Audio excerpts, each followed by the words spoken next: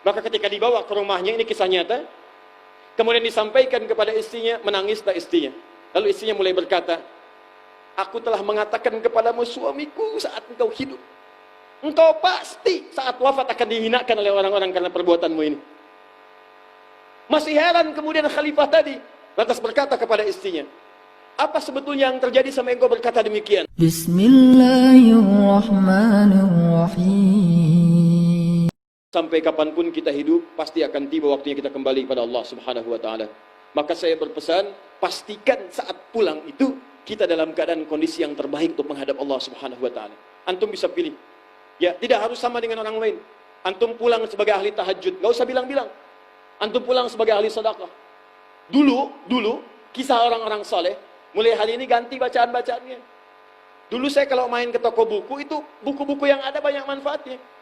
Kisah orang-orang soleh, kisah para sahabat, kisah para tabi'in. Sekarang ganti. Ada Dilan, ada Teriolai, ada macam-macam. Gak ada manfaatnya. Cari yang baik-baik. Sehingga banyak motivasi untuk kita berbuat baik dalam kehidupan. Dulu ada kisah orang soleh. Saat dulu masa yang sangat baik, ya, orang-orang terbaik di masa lalu. Secara singkat, ada seorang pemuda, kemudian dia menikah, keluarganya saleh, tapi cara beramalnya luar biasa, Pak. Ini cara beramalnya, kalau datang malam hari, dia datang mengunjungi tempat-tempat perempuan-perempuan malam. Ke rumah boarding. Setelah itu datang ke rumah minuman keras, toko-toko minuman keras. Allahu Akbar. Dikenal oleh masyarakat sekitarannya sebagai pria hidung belang dan tukang mabuk. Satu kali khalifah berjalan, ini kisah nyata. Saat khalifah menyamar jalan-jalan, dulu khalifah dulu itu suka menyamar. Seperti rakyat jalan-jalan melihat keadaan masyarakatnya. Tiba-tiba ketika inspeksi di lingkungan masyarakatnya, melihat sesosok mayat itulah laki-laki tadi yang kemudian wafat. Yang malamnya suka datang ke tempat bordir, malamnya memborong minuman keras dan sebagainya, wafat. Dilihat kok jenazahnya utuh, jenazahnya bagus, tapi tidak ada satupun yang menyentuhnya. Ya kata beliau ini, kenapa kalian tidak membawanya ke rumahnya? Kenapa tidak memandikan, menyolatkannya? Apa kata orang-orang saat itu? Perhatikan kalimatnya.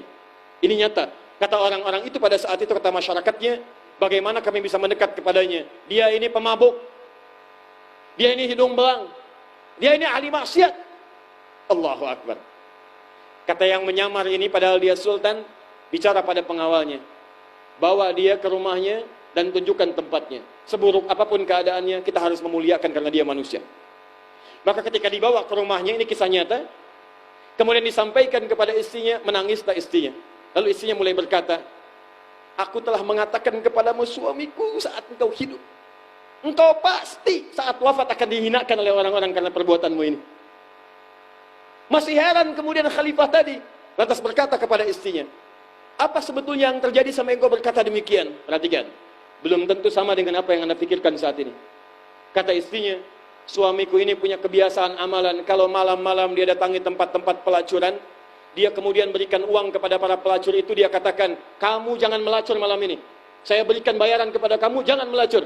Saya ingin menyelamatkan para pemuda, laki-laki muslim, laki-laki orang-orang hadir di sini, supaya tidak terjebak dalam maksiat. Dan supaya kamu pun tidak terjebak dalam maksiat. Saya berikan uang yang kamu butuhkan, tapi jangan melacur di malam ini. Maka setelah dia berikan pada para pelacur itu, dia kembali dengan mengatakan, ya Allah, terima kasih memberikan kesempatan kepada saya untuk mencegah pelacur berbuat maksiat malam ini, dan mencegah orang-orang laki-laki untuk berbuat maksiat dengan pelacur di malam ini.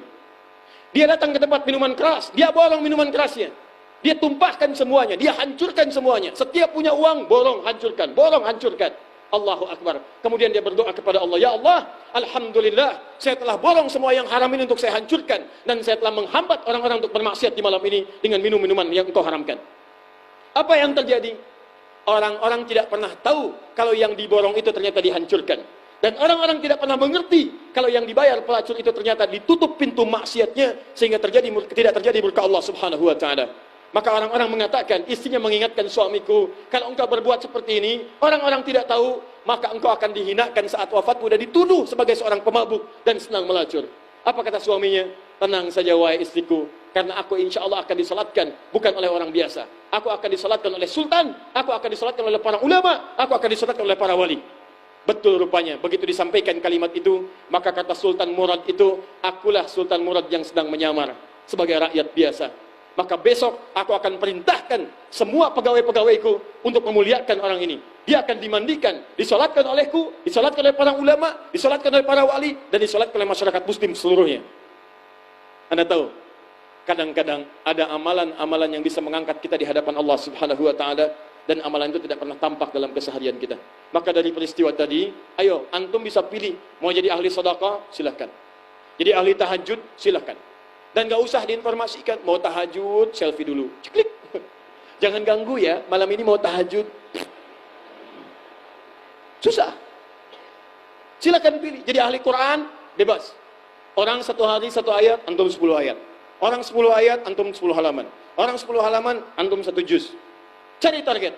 Jadi begitu antum dapatkan, dan banggakan itu di hadapan Allah Subhanahu wa taala. Ingat ya, jangan terjebak pada perlombaan dunia, karena antum itu ahli akhirat. Rumah kita di surga, bukan di sini. Disiap-siap tuh pulang, rumah kita di surga, bapak kita ada di surga. Turun ke bumi untuk beramal, karena tugasnya di bumi. Khalifah, inni ja'ilun fil ardi khalifah, bukan fis sama. Adam, saya tugaskan kamu ke bumi untuk jadi khalifah. Tapi rumahmu di surga, pulangnya ke surga. Antum tuh makhluk surga, bukan makhluk dunia. Makanya dunia ini akan tinggalkan. Begitu ditinggalkan, kalimat manusia mengatakan meninggalkan dunia untuk pulang ke rumahnya. Karena itu pandai-pandai cari bekal. Walladzi khalaqal mauta wal haya liyabluwakum ayyukum ahsanu amala. Jadi dari yang meninggal kita pelajari, dari yang hidup kemudian kita pelajari. Ibu-ibu yang ada saat ini, para akhwat, banyak ibu-ibu hebat. Ya, saya tadi siang baru berjumpa dengan seorang security. Masya Allah. Anda tahu apa yang terjadi? Beliau ini menjaga sekolahan. Satu masa istri saya cerita, tadi kami sudah sharing datang untuk tahsin, saling mengecek. Begitu istri saya dicek, ya, saling mengecek satu sama lain, dicek oleh seorang perempuan bercadar. Karena bercadar nggak kelihatan. Ya. Setelah semua selesai mengecek, ternyata saling berpelukan, saling kenal satu dengan yang lainnya. Ternyata teman-teman sekalian, yang perempuan bercadar tadi, seorang ahli tahsin, pengecek Al-Quran, istri dari security yang tadi. Bisa gak kebayang? Banyak sekarang orang-orang hebat yang tak nampak dalam pandangan manusia biasa. Ada orang kuli bangunan ternyata penghafal Quran. Ada orang tukang ngambil suluh di sawah ternyata penghafal Quran. Dan dia telah mencetak anak-anaknya penghafal Quran, sementara istri yang ngambil suluh di sawah itu sudah punya sanad dalam hafalan Qurannya. Saya katakan pada antum, kalau antum terpukau dengan dunia, antum terlambat. Tidak salah antum bekerja urusan dunia, cuma jadikan dunia untuk bekal akhirat antum. Silahkan, kaya sekaya-kayanya, supaya antum bisa berzakat, bisa bersedekah, bisa berinfak. Tapi poinnya, cari semua bekal dunia untuk kepentingan akhirat. Siap insya Allah?